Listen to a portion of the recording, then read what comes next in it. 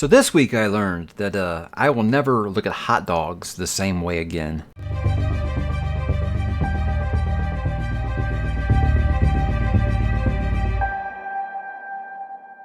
Hey, what's up, bookworms? Mike back with another weekly update as we're about to close out the month of May here. Hope everybody has a very safe holiday weekend if you are in the States, and we do celebrate Memorial Day here in the States. So a lot of us have 3-day weekends going on. So you guys, make sure you have a good time with family, stay safe, and all of the above. But guys, we're going to talk about what I've been reading to kick things off here. I did finish Wolves of the Cowley. This is Dark Tower V or 5, however you want to go about it. My kid keeps calling it Dark Tower V, so I'm going to kind of go with that. Whenever he talks about Roman numerals, he does it like that. And it's just because it's fun.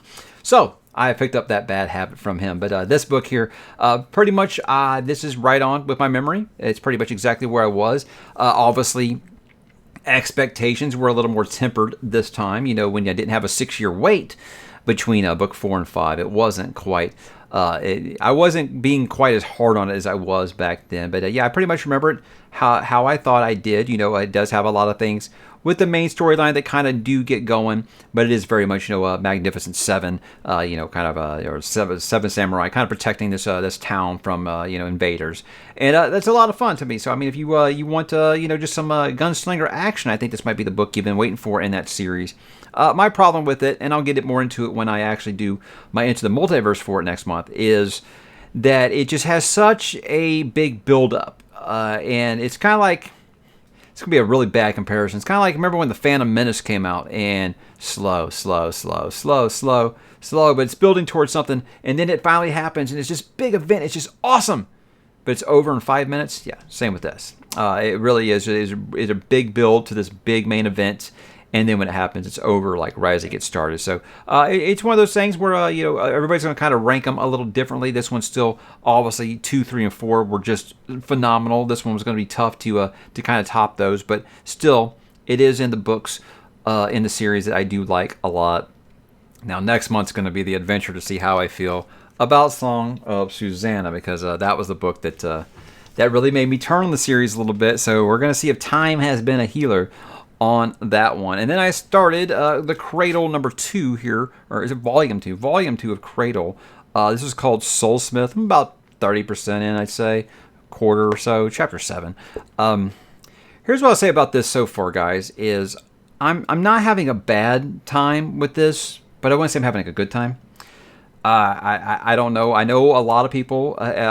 Patrick even messaged me and said, wait till book 3. Book 3 is when it gets really, really good. With this, it's just, I don't know. I'm just wondering if this progression fantasy thing is going to be for me. Just having a hard time really getting attached to any of the characters. You know me, I'm a character first guy. I don't feel like I give a damn about any of these characters yet.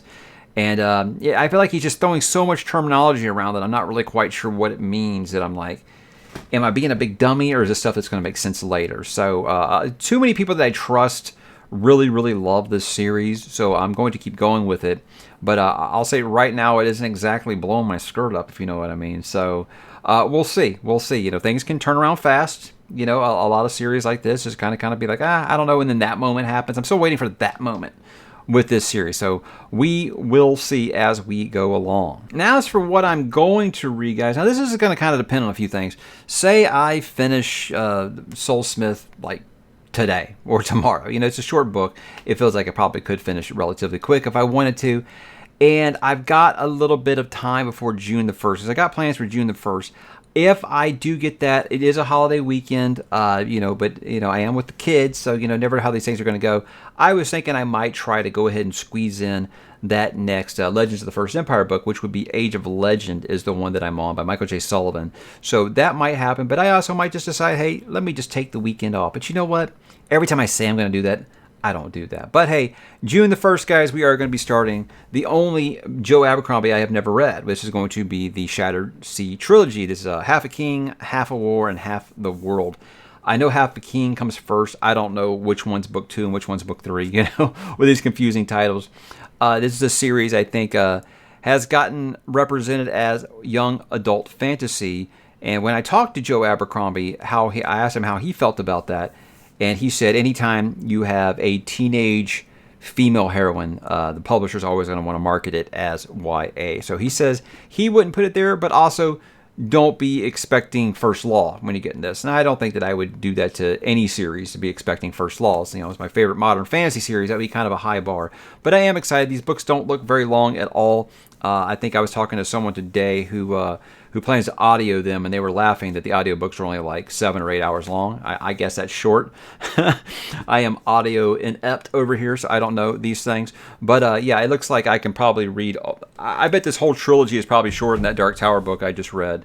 So, that's really all I got planned probably for next week before we get into the rest of June. But, really the next Dark Tower book, and I want to finish the Legends of the First Empire before we get into the summer. And that's when a lot of the other new stuff starts, like the Greenbone Saga and things like that. Lots of exciting stuff coming up. Codex Alera read along, guys. If you want to join us for that Codex Alera deal, you might want to go ahead and grab those first couple of books now, because we start those in July. But that's really all I'm going to be reading for the next week or so. At least that is the plans as of right now. You never know with a holiday weekend how things are going to go. Let's go ahead and talk about this week on the channel a little bit. I did do my review for Boy's Life by Mr. Robert McCammon. And yes, it was as advertised. I did like it very, very much. People told me it would be right in my wheelhouse. If you like the whole coming of age slice of life through the eyes of a preteen that Stephen King does so well, I think that you're going to like that book quite a bit. Now, the thing about Boy's Life that I think that made it even more special to me was that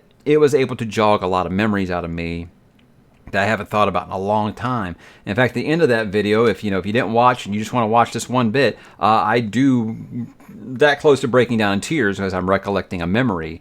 And it was one of those things that I was like, I probably should have talked about that before I decided to do it on camera. So yeah, that book will pull some real emotions out of you that only the best moments of reminiscing about childhood can do to you. So it will get you. Nostalgia is undefeated, guys. It will get to you, and that book will definitely bring back a memory or two. And I would recommend to everyone, not just Stephen King fans. I think anyone who appreciates a good coming of age story is going to find plenty to like there. And if you aren't crazy about that, it is a really good mystery too. So yeah, I'm definitely excited to start more stuff by Mr. McCammon. I want to do Swan Song next, but it's really just going to depend on when I have time, because that's a big book. I'm not one of those people who's like, I've got like 2 days, I'm going to squeeze in this 900-page book. Definitely not that person. So yeah, that one remains to be seen, but that will be the next McCammon that I read. Then I did I thought it was a goofy topic. It's actually gotten pretty good reception. I did one about what I listen to while I'm reading. And I said in that video that I thought it was a weird topic, but I felt like I got asked that question enough in YouTube comments, on live streams and things like that, on the Discord, people asking me, hey, what do you listen to while you read?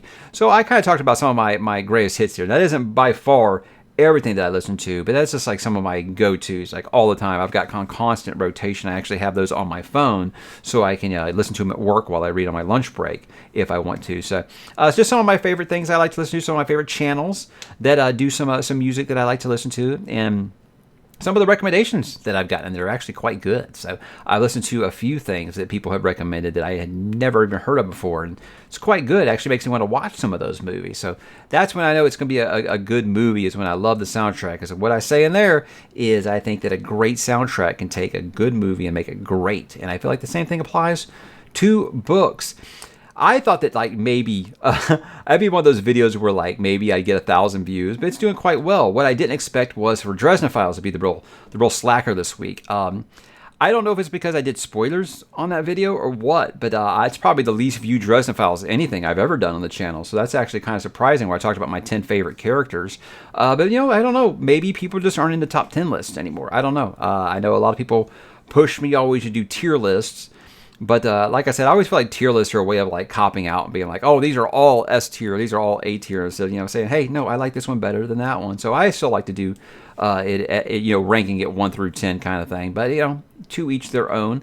But I think it was a fun video for me because it was hard. It made me realize, gosh, just how many characters from that story I love, because it was so hard for me to get it down to just 10.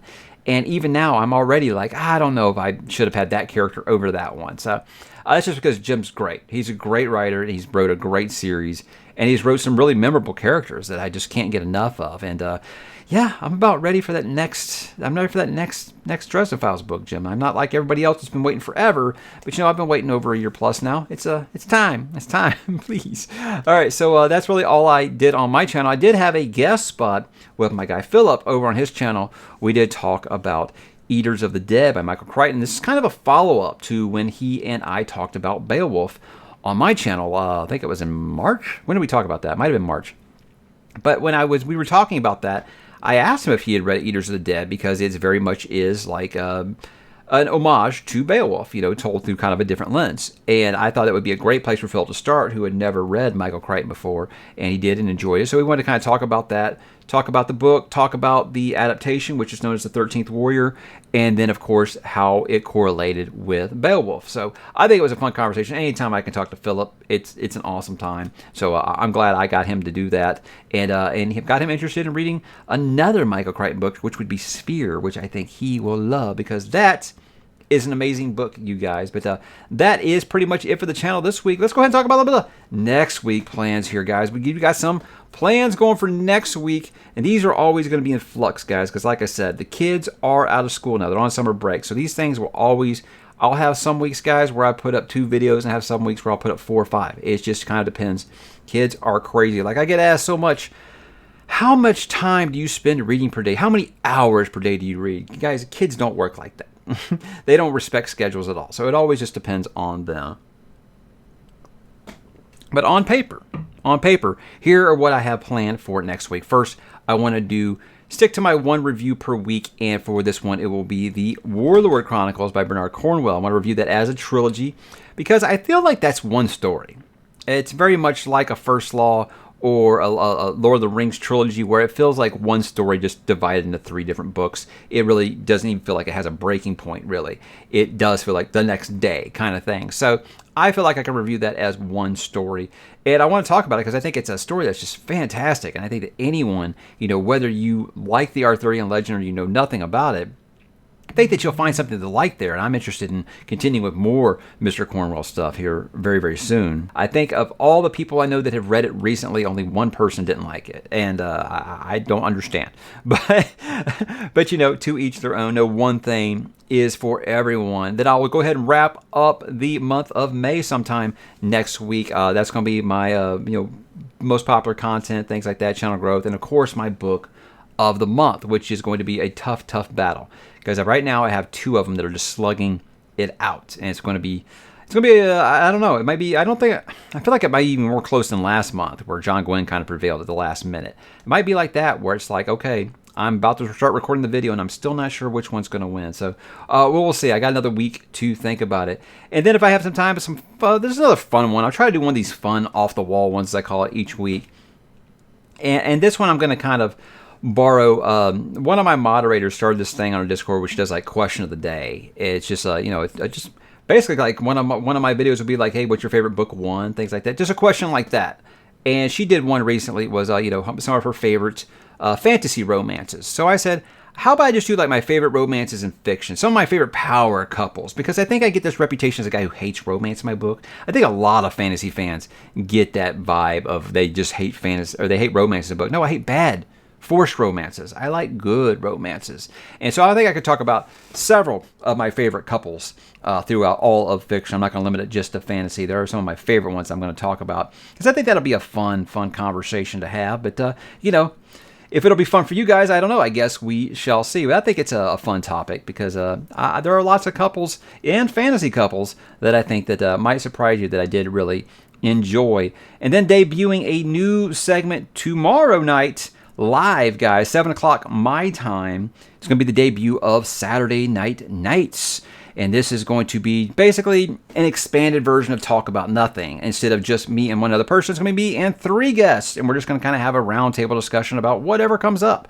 And my guest for this first episode are going to be Sarah from Sarah Reads, obviously my guy Philip, and of course the debut on my channel of Alan from Library of Alexandria. So like I said before, if you know these 4 personalities, guys, anything could happen. So we will be doing that live. So if you want to ask us questions or interject or make fun of us or dunk on us or all that good stuff, you may do so in the chat section. But I'm very excited to have that talk. And I can't wait for it. I think it's going to be just a blast, especially since I've got a Memorial Day party, pool party for the kids right before that. So I might be a little exhausted, but lots of caffeine and I'll be ready to go. But before I do go, guys, I do got some TV and movie talk things. That was a spoiler, so I got to remove that. There was a movie I watched on Friday night. It was right after I recorded my weekly update last week. And my wife and I watched Everything, Everywhere, All at Once. Now, I've talked on the channel before about A24 movies being hit or miss for me. Either I absolutely adore them or I think they are hot garbage. I absolutely adored this one. This movie was superb. It was all that it was advertised as and more. And guys, this has got to be one of the most unique movies I have ever seen. This is the best multiverse movie going right now, and I say that without ever seeing the other one. But the reason I say that, guys, is because this is unlike anything you have ever seen before. It is such a strange movie in that it is seriously almost like black comedy the whole time, yet it has a super serious storyline, and my wife and I both cried at the end of it. I mean, it's so emotionally powerful. I cannot believe in a movie where I'm laughing every other second and we're having like an emotional reaction, because in the end it really is a family movie and it's just touching. It completely floored me. I did not expect it. And this there is not another movie like this. I have never seen anything like this. This is a movie that has not left my head since I watched it. Right now, I would say this or The Northman flip a coin for me for movie of the year right now. It is that close. And Michelle Yeoh is just fabulous in it. She is amazing. I mean, look, I've low-key had a crush on Michelle Yeoh since Crouching Tiger, Hidden Dragon. And you know what? Even now that she's 60, she can still call me. But yeah, she is amazing in this movie. I mean, her range in this is just phenomenal. She is spectacular. And I love it. I feel like, you know, when a lot of Hollywood actresses get a certain age, they don't get roles like this anymore. So it's awesome to see not only that, but her to do this and crush it. Just the way that she did. I mean, just absolutely crush it. And nothing in this movie feels forced, guys. It's so earned. The writing is so good. And I'm saying his name, I think it's Ki-Hu Kwan. Is that his name? Data from the Goonies. He's in this, guys. I haven't seen him in like 30 years. And he's in this, and he's really, really good too. So this movie has great everything. Good comedy, incredible writing, some visuals that were just next level. And of course, guys, just the action scenes are terrific. But it's about the emotion for me. And this movie had so much heart, so much emotion, and it's raised the bar for everything A24 to me. It's the best A24 movie I've ever seen. So I think that I would love to see more stuff like this, guys. It's just really about character than it is about just like being like super artsy where only critics love it and audiences hate it. I think this has stuff that critics are going to love and fans are going to love. So check it out immediately if you haven't. It's really, really special. And there are things where I said, you'll be looking at me like, that is absurd. Any other movie, this is jumping the shark. But somehow with this, it works. So, guys, you got to check it out for sure. Highest of recommends. It's just so, so good. What else? We got a trailer today for the Willow series on Disney+. And look, guys, I trust Disney to handle legacy movies or 80s movies that I love or franchises about as much as I trust Pepe Le Pew with my wife, okay? I don't trust Disney to have any respect for what came before. They seem to just continue to make stuff to just say, hey, everything that you loved when you were younger was terrible, and we're going to fix it. That seems like they've been doing. This trailer is really good, though. I'm going to give it credit. This trailer looks better than both Wheel of Time and Lord of the Rings do, the TV series. It looks incredible. It looks a lot like the Dark Crystal that they did, the revival. It looks a lot like that, but even better. So, of course, you got Warwick Davis in it. I mean, I'm still bummed that, obviously there's no Mad Mardigan in it. I'm hoping Val Kilmer will cameo at least or something like that. But I don't know that him and Joanne Watley had a good divorce. So I don't know if we would see them again. I don't know. It's one of those things where it looks really good, guys. It looks good. And so I'm going to give it a try for sure. I've seen the original Willow movie about 1,200 times. So I'm excited to see it. So I don't know. Fingers crossed on that one. And one I don't feel like I got to cross my fingers on is Mission Impossible Dead Reckoning Part 1. The trailer for that did come in. I talked last week about how Tom Cruise is pretty much automatic. Say what you want about the guy's personal life. He's pretty much automatic when it comes on the screen. It comes on action. I think Mission Impossible is a series that gets better with each installment, which is nuts because sequels usually get worse. Somehow they just continue to get better. I remember being like, there's no way they could beat Ghost Protocol, and I love Rogue Nation. No way they can beat Rogue Nation, and Fallout blew it away. there's no way this can be better than Fallout, right? I mean, I don't know. You watch that trailer, guys, and I think it has more stunts in that trailer than movie franchises that have been going for 20 years. This is the quintessential spy franchise, guys. It has passed James Bond for me years ago, and I love James Bond. But this series is just so good, and I think this one's going to be great. This 7 and 8 are really going to be the swan song, the goodbye for Tom Cruise, and I don't think they should keep the series going after Tom Cruise leaves, but they will. You know, it's brand recognition. They're going to do it. He's not going to let it go out without really doing something incredible. So I fully expect him to like spacewalk or something just nuts because it's Tom Cruise, guys. He's going to do something crazy. Let's hope he lives through it. That's all I can say. So yeah, I'm excited about that. And before I go, I'll talk about I did show my kids something this week. We watched 3 movies this week, a trilogy. I showed him the Evil Dead trilogy. Now, I know you're probably saying he just turned 10. You really showed him Evil Dead? Well, he's a tough guy. He is a tough guy. He said he wanted to check. He's like, what's that movie where the guy's got a chainsaw for an arm? And I was like, oh, Evil Dead? You want to watch that? So the first movie did spook him a little bit. That night when he went to bed, I was like, we're gonna get you. And he was like, that is not funny. And he was mad at me for like the next 2 days. But then we watched Evil Dead 2. And he had a bit more fun, I think, with that one because that movie is a bit more fun than the original. And then, of course, Army of Darkness, he loved because it's just one-liner city. He said it basically felt like an Arnold Schwarzenegger movie with all the one-liners and stuff. And that's just such a unique trilogy because it really does start off, you know, straight horror, then horror comedy, and then just like adventure comedy. It's just great. But Bruce Campbell, I mean, what a treasure, right? That guy he was just so unappreciated. You know, he got known as a B-movie guy, but he was just so great. He really was just, he had that swagger like a lot of other actors never could find, and he really just always appreciated that. And I'm glad we eventually got Ash vs. Evil Dead. It really felt like the continuation of that series that we deserved. But, you know, rights issues and all that stuff always made the continuity in that series screwy, but it kind of gives it its charm a little bit, I think. But Sam Raimi, what a genius, right? The stuff that he really pioneered. I mean, he was a trailblazer with a lot of the stuff that he did on Evil Dead with like $12 a budget for that movie. You know, putting the camera on a rope and swinging whenever you're seeing it from the view of the evil. And it was like, "Arr." So cool, so cool. And there's so much of that stuff you can see in his other movies too. Like you watch that scene where Dr. Octopus gets created in Spider-Man 2, the Sam Raimi did. It is straight like Ash fighting the Deadite in Evil Darkness. You know, I'll swallow your soul. That shit. It's straight out of that. It's just so good. Sam Raimi is just so awesome. I love him. And I love the Evil Dead trilogy. One of my favorite trilogies, warts and all, of all time. And I'm glad I got to share that with my kid. He's going around today with a broomstick saying, this is my boomstick and stuff, you know. So that's the kind of things that I just love about passing on to your kids. But guys, that was my week. What was your week like? Why don't you drop in the comments, let me know what you're watching, what you're reading, what you're playing, what you're listening to, all of those fun things, and have yourselves an awesome and safe weekend, guys. Get a designated driver.